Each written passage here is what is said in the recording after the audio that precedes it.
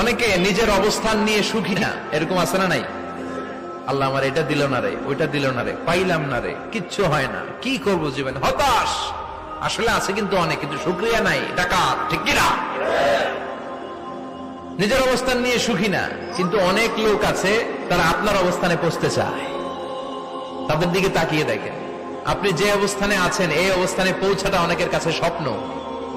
তারা প্রতিনিয়ত সংগ্রাম আর স্ট্রাগল করে যাচ্ছে আপনার অবস্থানে পৌঁছতে, আর আপনি এটা নিয়ে সন্তুষ্ট না। শেখ সাদির নাম শুনেছেন? বালাগাল উলা কাশাফাত দুজা, এই কবিতাটার রচয়িতা ইরানের বিখ্যাত এক কবি। উনি একবার আর্থিক সমস্যার মধ্যে দিয়ে সময় কাটাচ্ছেন, টাকা নাই, পয়সা নাই, পায়ে দেওয়ার মতো জুতা নাই।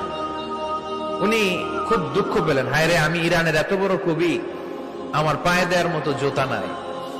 দুঃখ ভরা মন নিয়ে রাস্তায় হাঁটতে বেরোলেন। হাঁটতে হাঁটতে হঠাৎ দেখলেন একটা লোক শুয়ে শুয়ে কাঁদছে, ওই লোকটার দুইটা পাই নাই, পাই নাই। উনি সেজদায় পড়ে গেলেন, আল্লাহর কাছে ক্ষমা চাইলেন, আল্লাহ অনেক দিয়েছ, শুকর আলহামদুলিল্লাহ। এজন্য যেই পরিস্থিতিতেই থাকি না কেন আমরা কি পড়বো? জোরে বলেন, কি পড়বো? এজন্য কানাতু মিনাল ইসলাম, অল্পে তুষ্ট থাকার নাম হলো ইসলাম। সম্পদ লাগবে কিন্তু সম্পদের পাহাড় লাগবে না, ঠিক কিনা? অল্প খান, অল্প পড়েন, অল্প জমান, অল্পের ভেতরে বরকত ঢুকাইয়া দিছে কে? দেখবেন যাদের সম্পদ অল্প তারা সুখী বেশি।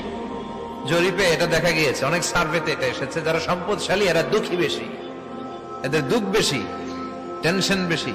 খুব স্বাভাবিক, টাকা যার বেশি রোগ তার বেশি, টাকা যার বেশি টেনশন তার বেশি, টাকা যার বেশি ঘরে শান্তি তার কম। আছে না নাই? ঘরের ভেতরে অশান্তি, ছেলে কথা শোনে না, ছেলে টানে গাঞ্জা, মেয়ে করে পরকিয়া। আছে না নাই?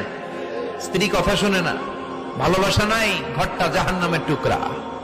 রোগ বালাই, এক একটা হসপিটাল বিল পরিশোধ করতে মাসে 5 লাখ 10 লাখ। আছে না নাই? কিছু খেতে পারে না, ডাক্তার একেবারে ডায়েট মেনু বেঁধে দিয়েছে। ডায়েট, ভেরি ডায়েট মেনু, এটা এটা এটা এটা কিছুই খাবেন না, শুধু গরু খাবেন না, খাসি খাবেন না, চিংড়ি খাবেন না, খালি ঘাস খাবেন। ইচ্ছে মতো ঘাস খাবেন, মানে ঘাস জাতীয় যত আইটেম আছে সব খাবেন। শাক খাবেন, সবজি খাবেন, সালাদ খাবেন। গরু, চিংড়ি, মুরগি, গোশত, ইলিশ কিছু খেতে পারে না। তাহলে রোগ বেশি, খাওয়ার মজা নাই, ঘরে সাংসারিক শান্তি নাই, খালি ব্যারাম আর ব্যারাম, ঠিক কিনা? কিন্তু সম্পদের পাহাড় ঘটেছে। আর অল্প যারা খায়, অল্প পড়ে, রিক্সাওয়ালা, কুলিওয়ালা, অল্প বেতনের চাকরি, কিন্তু হক হালালি মেনে চলে, দেখবেন শান্তি আছে অনেক। হ্যাঁ, বাসা ভাড়া দেয়, ফ্যামিলি চালায়, বাচ্চাদের স্কুল বিল, এরপরও মাস